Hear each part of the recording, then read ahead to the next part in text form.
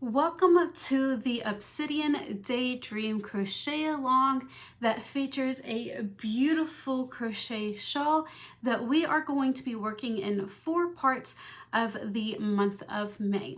So today we are in part 1, which is the introduction, where I am going to go over everything that you need to know about the shawl as far as when things are going to be coming out and what's going to be coming out within those days, yarn choices, materials, length, all that good stuff. So everything that you need to know about this shawl is going to be in today's video.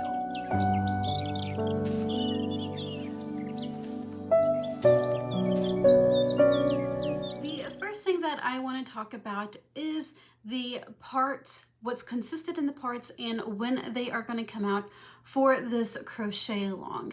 So today should be May 4th, or whenever you're watching this. This is the first part, which is the introduction.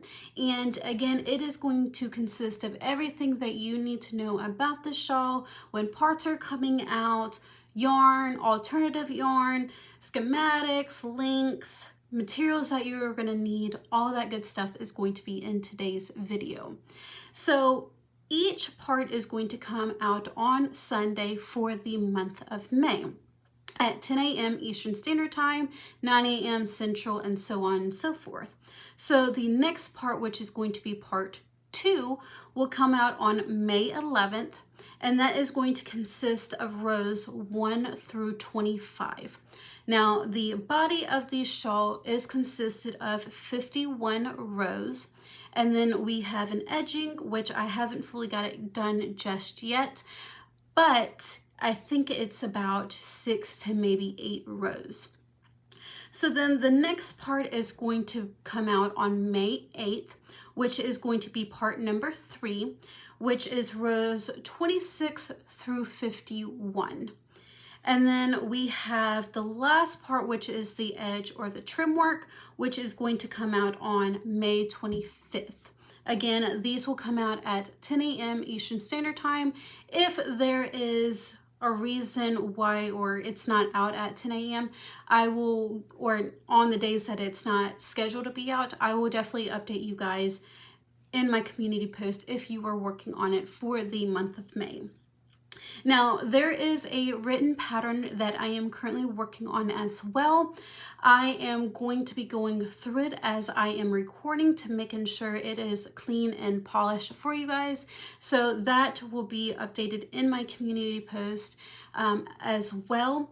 But also, once I have got it published and released, I will make sure it is down in the description box for you guys when it is done and released, if you want to look at the written pattern instead. Let's go ahead and go over the schematics of this shawl real quick.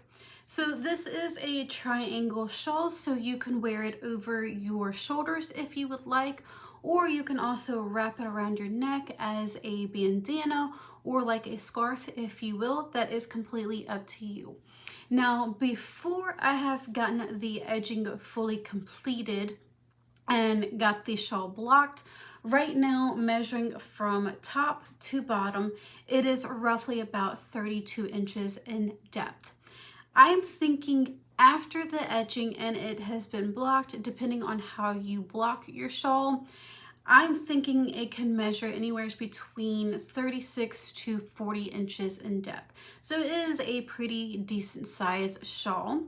There is a little bit of a repeat within the shawl. It does change up throughout. So we have some lace going on. We have plenty of texture within the shawl. And what really changes throughout the shawl as far as the repeats go is the different types of lace or eyelets that we will be working with, but also within what's kind of the repeat, we do add an extra row or 2 rows once we go back through the repeats. And I'll kind of go over that a little bit more within each part. So we'll go ahead and go over some terminology that I am going to be using within the tutorial parts. So there is a lot of basic stitches in here. There is chain stitches. Of course, there's single crochets, there's double crochets, front post doubles, back post doubles, and also some treble stitches as well.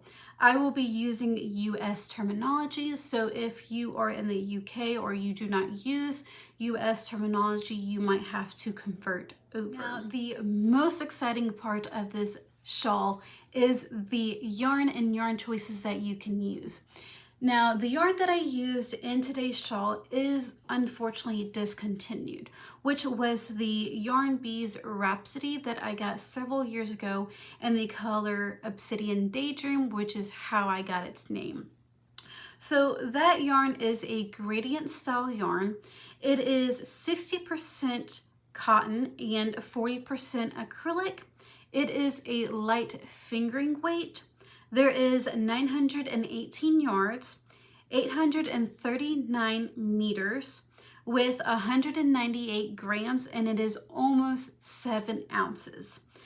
Now, with that being said, it being a discontinued yarn, a great alternative is some of the Yarn Art flour in the color 253 if you want the exact style of gradient, which is white to gray blackish color. I don't think I will actually hit the black in the shawl for the trim, but it does gradient from white all the way to black. So really any kind of fingering weight or a #1 weight yarn is going to work for this shawl. So the Yarn Art Flower 253, it is a 55% cotton and a 45% acrylic. There is 1,095 yards and it is 250 grams, and it is considered a fine sport weight yarn. So I feel like that is a great alternative. You might also be able to find something very similar to this on Hobie if you would like to.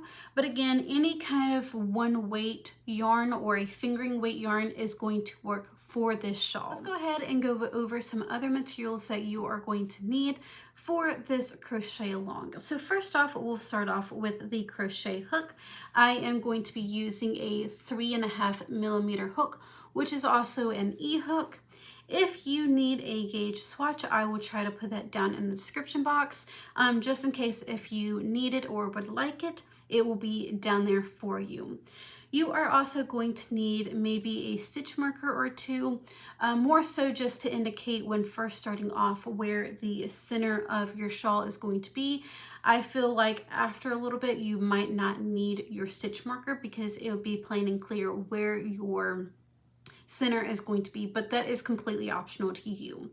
You are also going to need a tapestry or a darning needle to weave any loose ends, along with a pair of scissors to cut those loose ends.